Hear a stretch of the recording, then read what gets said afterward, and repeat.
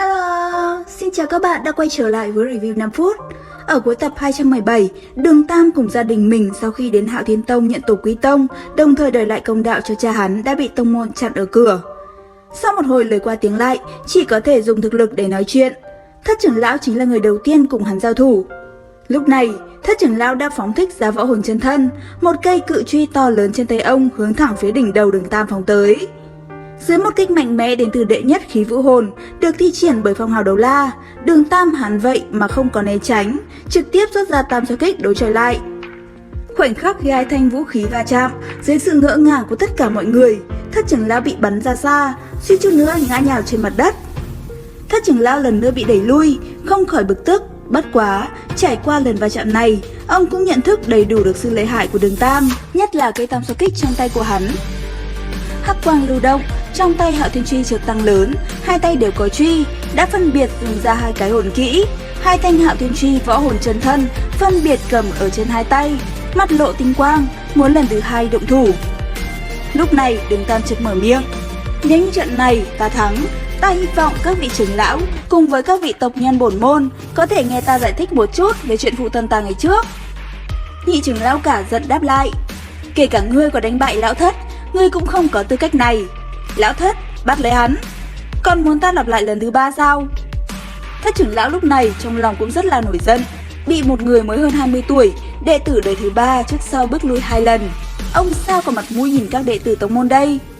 Gầm lên một tiếng, tay trái cầm Hạo Thiên Truy, chân thân đã hướng về phía Đường Tam bay tới. Đường Tam như trước, không có ý tứ phóng thích võ hồn, tay phải nắm Hải Thần Tam xoa kích, đột nhiên tiến lên trước một bước, tay trái nắm quyền, hướng thẳng đến Hạo Thiên chân thân đang bay đến mà đấm. Một cột sáng màu vàng thật lớn từ của Đường Tam ầm ầm phóng ra, cùng Hạo Thiên chân thân va chạm ở một chỗ. So với lúc trước truy kích tương giao thì càng thêm mãnh liệt. Tiếng oanh minh lần nữa bạo vang, chỉ thấy Thất trưởng lão trên mặt thần sắc biến đổi, một thanh Hạo Thiên truy khác trong tay cũng bay ra. Lúc này, thần sắc bốn vị trưởng lão nhất thời trở nên càng thêm khó coi. Môn nhân Hạo Thiên Tông cũng nhìn đến trợn mắt há hốc mồm. Rất hiển nhiên, Đường Tam không có sử dụng năng lực của võ hồn cũng như hồn hoàn. Đây chỉ là kỹ năng thuộc về hồn cốt mà có thể ngăn cản được hai võ hồn chân thân Thất trưởng lão. Đây là thực lực khủng bố cỡ nào? Cũng không phải nói Hạo Thiên truy yếu ớt, mà là Đường Tam phát ra công kích quá mạnh mẽ. Thái Thản khung thương phá lợi dụng trọng lực khống chế, trong nháy mắt đem không khí đè nén thành năng lượng kinh khủng. Uy lực mạnh, đủ để so sánh cùng đệ cửu hồn kỹ bình thường của phong hào đấu la. Đường Tam ra tay đã là hạ thủ lưu tình, tay trái phát ra một kích, cuối cùng lại là cho bạo ở trên không. Nếu không, Thất trưởng lão tuyệt không chỉ là lui ra phía sau 30 thước đơn giản như vậy. 3 lần bị Đường Tam đánh bại, Thất trưởng lão lúc này cơ hồ trở nên sợ hãi. Thực lực thiếu niên trước mắt đã vượt xa khỏi khả năng phán đoán của ông. Sau khi đánh lui Thất trưởng lão, Đường Tam nhìn phía Đường Khiếu cùng nhị trưởng lão, thản nhiên nói: "Đánh bại Thất trưởng lão quả thật không thể đại biểu cái gì, cho nên ta muốn khiêu chiến toàn bộ 5 vị trưởng lão. Nếu như ta thắng, hy vọng các vị có thể cho ta cơ hội giải thích chuyện cha ta năm đó." Lời vừa nói ra, ngay cả Đường Khiếu bình thường vẫn lưu ái hắn lúc này cũng trở nên phẫn nộ. Ông quả thật không thể chấp nhận được.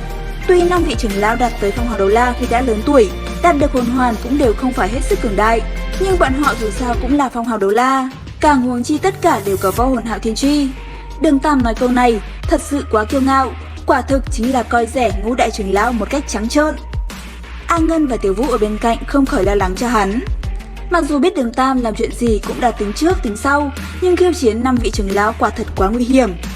Lúc này, nhị trưởng lão và tam trưởng lão đã tiến lên phía trước, nương theo mỗi bước đi, hồn hoàn cũng theo đó được phóng xuất ra. Khi hư ảnh Hạo Thiên truy to lớn mang theo uy lực kinh người từ trên không trung đập xuống, chúng đệ tử bên dưới chứng kiến cũng phải tiếc thay cho Đường Tam. Liệu rằng Đường Tam sẽ làm cách nào để đối phó lại với sức mạnh đến từ 5 vị trưởng lão? Cùng theo dõi kênh để biết thêm chi tiết nhé. Video đến đây là hết.